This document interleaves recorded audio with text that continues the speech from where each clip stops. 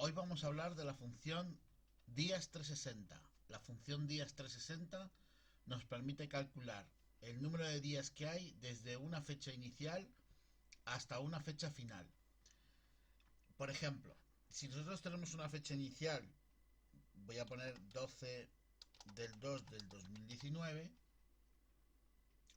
y una fecha final 25 del 3 del 2019, días360 lo que nos va a permitir es saber el número de días que han transcurrido desde la fecha inicial hasta la fecha final. Hay que tener en cuenta que la función, cuando nosotros capturemos los valores tanto de fecha inicial como de fecha final, lo que va a hacer es mostrarnos el parámetro de forma numérica. ¿A qué me refiero? Un valor fecha realmente es un valor numérico. O sea, esa fecha equivale al 43.508. ¿De dónde sale ese número? Ese número sale de el número de días que han transcurrido partiendo del inicio, que es el 1 del 1 de 1900. ¿Vale?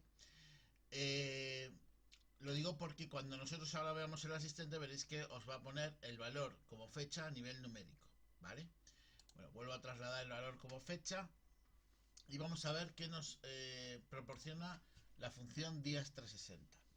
Vale, voy a poner aquí la función para que la veáis y voy a activarla a través del asistente para que os sea más fácil de ver la función y para que podáis comprobar los parámetros. Vale, activo la función a través de fx y activo la función días360. Vale, días360 tiene la fecha de inicio como primer parámetro, que como veis os muestra el valor numérico de la fecha, la fecha final como segundo parámetro, y por último tiene el método que se refiere a si utilizamos método americano o método europeo. En este caso, como estamos con el método europeo, pues pondremos la palabra verdadero.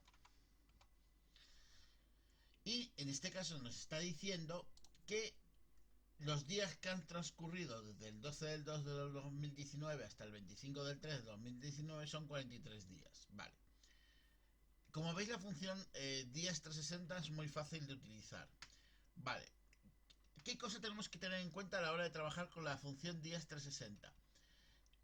Si el número de días fuera más amplio, o sea, si en vez de transcurrir o de calcular el número de días entre periodos, a lo mejor de meses, estuviéramos hablando de años, veríamos que la función días360 no es del todo, digamos, exacta. ¿Por qué?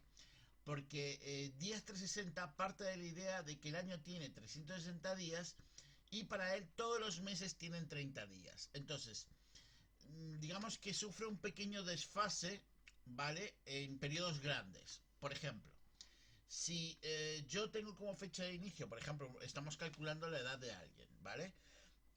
Si yo tengo fecha de inicio, por ejemplo, el 1 del 6 de 1980, ¿vale? Como fecha de inicio y la fecha de hoy como fecha final, por así decirlo. Si quisiéramos, por ejemplo, coger la fecha en este momento de una persona, podríamos utilizar o bien poner la fecha directamente, o bien sabéis que podéis utilizar la función hoy, que os va a devolver siempre la fecha del sistema que tenéis en ese momento, ¿no? O sea, si yo pongo la función hoy, como veis aquí, pues lo que me va a devolver es la fecha de hoy, que por ejemplo es 19 del 3 del 2019.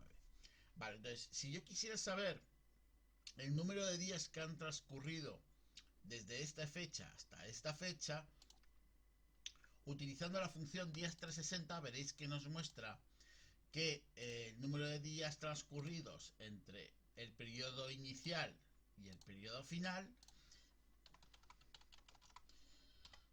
es de 13.968 días. Vale. Si yo realizase esta misma operación de forma matemática, o sea, si yo quisiera saber el número de días, como os he explicado antes, la fecha no deja de ser un número. Con lo cual, si yo lo que hago es restar a la fecha de hoy la fecha de inicio, ¿vale? Veréis que me da 14.170. O sea, el desfase, hay un en periodos grandes el desfase se nota mucho, de días, ¿vale? Eso es porque, como os digo, en periodos largos de tiempo, la días 360 no os va a valer, ¿vale? Tendréis que hacerlo matemáticamente hablando. Por ejemplo, si yo quisiera calcular la edad de una persona, ¿vale? A través o de la forma matemática, ¿vale? Lo que tendría que hacer, obviamente, es primero la resta, ¿vale? Y de la resta dividirlo entre 365,25, ¿vale? El coma 25 es para calcular el año bisiesto, ¿vale? Es para hacer el cálculo de ese año bisiesto que nos puede alterar el número de días, ¿vale? Entonces, si yo pongo 365,25, o sea, lo divido por esa cantidad, ¿vale?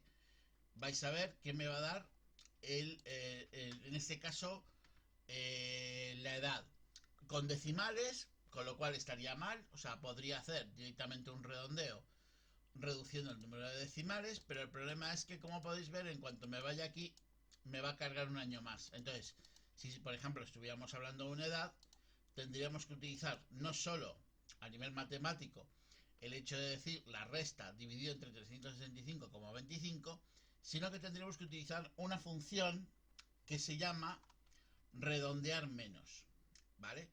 La función redondear menos lo que permite es un valor que nosotros tenemos, aunque tengamos un valor decimal, siempre redondearlo al valor inferior, obviamente porque hasta que no llega el día del cumpleaños de esa persona, pues no cumple años.